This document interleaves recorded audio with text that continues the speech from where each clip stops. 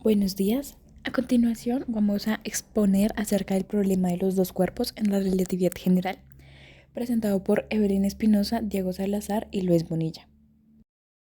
El problema de los dos cuerpos en la relatividad general implica determinar el movimiento y el campo gravitatorio entre dos cuerpos.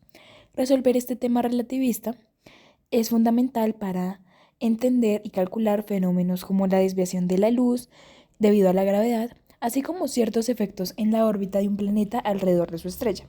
Además, las soluciones permiten describir el movimiento mutuo de las estrellas binarias y calcular la pérdida de energía progresiva que experimentan al emitir ondas gravitatorias. Frecuentemente se asuma que ambos cuerpos son puntuales, lo cual permite ignorar las fuerzas de marea y detalles sobre su composición. El problema de Kepler, nombrado en honor al astrónomo Johannes Kepler, se originó gracias a las observaciones precisas del movimiento planetario realizadas por Tycho Brahe. Basándose en estas observaciones, Kepler formuló tres leyes que describen el movimiento de los planetas. Cada planeta orbita en una elipse con el Sol en uno de los focos. Un planeta barre áreas iguales en tiempos iguales respecto al Sol, y el cuadrado del período orbital de un planeta es proporcional al cubo de su semieje mayor. Kepler publicó las dos primeras leyes en 1609 y la tercera en 1619, reemplazando así los modelos de Ptolomeo y Copérnico. Estas leyes, sin embargo, solo aplican en el contexto simplificado del problema de dos cuerpos. Más tarde, Isaac Newton formuló sus leyes del movimiento y en particular su segunda ley llevó a cuestionarse cuál era la fuerza responsable de las órbitas elípticas de Kepler. La respuesta fue que su ley de gravitación universal, según la cual dos masas se atraen con una fuerza que depende de sus masas y la distancia entre ellas. Con esta ley, Newton demostró que dos cuerpos puntuales se atraerían siguiendo órbitas elípticas con el tamaño relativo de las hélices, dando por la razón de sus masas. En el caso del sistema solar, donde la masa del Sol es muy superior a la de los planetas, estos describen órbitas casi elípticas alrededor del Sol, y las fuerzas gravitacionales entre los propios planetas pueden ignorarse en una primera aproximación. La ley de gravitación de Newton pronto se aceptó porque permitió efectuar predicciones muy precisas del movimiento de todos los planetas. Estos cálculos se llevaron a cabo inicialmente por Pierre-Simon Laplace a finales del siglo XVIII. En 1859, Le Verrier descubrió que la precisión orbital del planeta Mercurio no era exactamente la que debería ser de acuerdo con las leyes de Newton. La hélice de su órbita estaba girando ligeramente más rápido de lo predicho por la teoría tradicional de la gravedad newtoniana. Incluso después de que todos los efectos de los otros planetas se hubieran tenido en cuenta, el efecto es pequeño, pero muy por encima del error de medición. Entre 1904 y 1905, trabajos de Henry Lorentz y Henri Poincaré y de Albert Einstein, con su teoría de la relatividad especial, concluyeron que nada puede propagarse más rápido que la luz. Esto implica que la ley de gravitación de Newton necesita una actualización para ser compatible con el principio de relatividad. Aunque los principios newtonianos seguirían siendo válidos en situaciones donde los efectos relativistas son despreciables, en 1907 Einstein determinó que era necesaria una teoría que expandiera la relatividad espacial, lo que llevó a desarrollar la teoría de relatividad general, basándose en el principio de equivalencia. Propuso que un campo gravitatorio uniforme es indistinguible para un observador en caída libre. La gravedad, así, se entiende como una fuerza ficticia, similar a la fuerza centrífuga, que depende de la masa inercial, pero con una diferencia fundamental en la relatividad general. La gravedad se manifiesta como una curvatura del espacio-tiempo, algo físicamente real. Para incorporar este concepto, Einstein abandonó la geometría euclidiana clásica y empleó una geometría pseudo-riemanniana, permitiendo que el espacio-tiempo se curvara. Tras años de trabajo, en 1915 formuló las ecuaciones precisas que describen cómo esta curvatura reproduce los fenómenos observados, como la precesión anómala de Mercurio y el desvío de la luz, posteriormente confirmado experimentalmente. Una solución exacta para las ecuaciones del campo de Einstein es la métrica de Schwarzschild, que corresponde al campo gravitatorio externo de un cuerpo estacionario de masa m, no cargado, no giratorio y esféricamente simétrico. La solución de Schwarzschild se aplica cuando la masa de un cuerpo es muchísimo mayor que la masa del otro. Si es así, la masa más grande se puede tomar como estacionaria y como el único contribuyente al campo gravitatorio. Esta es una buena aproximación para un fotón que pasa cerca de una estrella y para un planeta que orbita alrededor de su Sol. El movimiento del cuerpo más ligero se puede determinar a partir de la solución de Schwarzschild. El movimiento es una línea geodésica, es decir, la ruta más corta entre dos puntos, en el espacio-tiempo curvo. Tales soluciones geodésicas permiten modelizar correctamente la anómala precesión del planeta Mercurio, lo que constituye una pieza clave de evidencia que respalda la teoría de la relatividad general y también describen el curvado de la luz en un campo gravitatorio.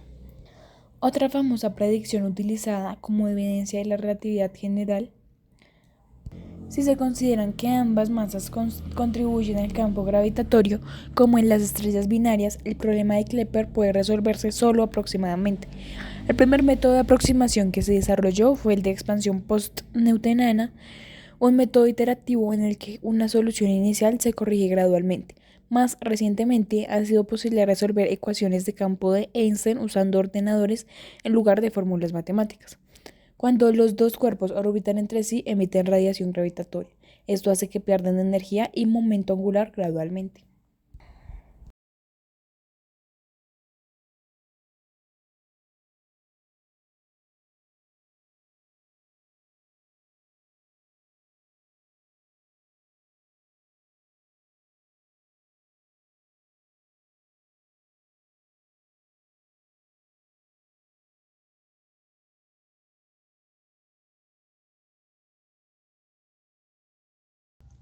La ley de gravitación universal nos dice que la magnitud de esta fuerza depende de dos factores, la masa de los cuerpos y la distancia que los separan entre ellos. Si las masas son grandes, la atracción va a ser fuerte. Si están muy alejados, su fuerza va a tender a disminuir. Es un vínculo que se debilita con la distancia, pero nunca va a llegar a desaparecer del todo. Matemáticamente se expresa la idea con la siguiente fórmula. F es igual a G por M1 por M2 dividido en R al cuadrado.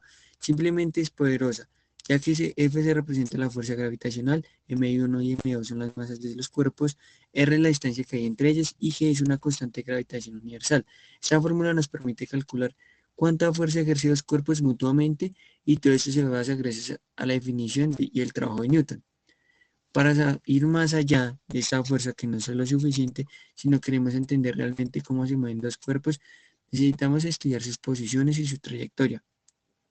Para eso nos apoyamos aún más de Newton y su segunda ley, la cual nos muestra ecuaciones y describe cómo cambiar su velocidad y su posición con el tiempo. Así llegamos al problema inicial, el problema de dos cuerpos. Es en el cual buscamos predecir cómo se moverán.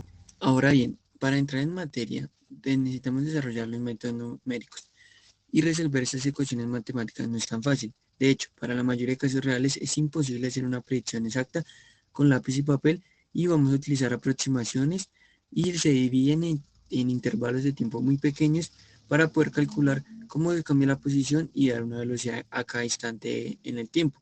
Vamos a utilizar dos métodos, el método Euler y el método Runge-Ejecuta, el cual el método Euler se basa prácticamente con esta fórmula que es yn más 1 va a ser igual a y enésima más h en los intervalos de t y y.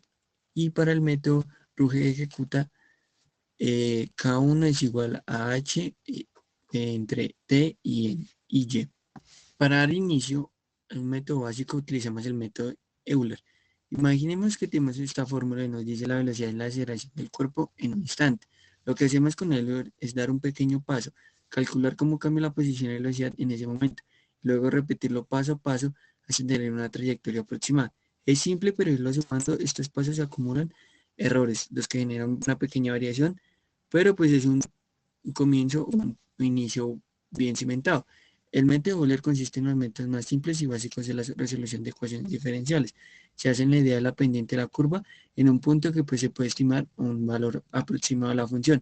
Se comienza con un valor inicial que es t inicial y y inicial, la posición inicial. Esta aproximación de soluciones a través de un paso que es el tiempo. Para hacer la iteración del método Euler utilizamos la siguiente función. Y enésima más 1 es igual a yn más la función h en los intervalos de tiempo y posición. Aquí es donde desarrollamos la función haciendo la derivada respecto a y y su tiempo. Y para hacer la actualización del tiempo utilizamos t enésima más 1 es igual a t enésima más la función h.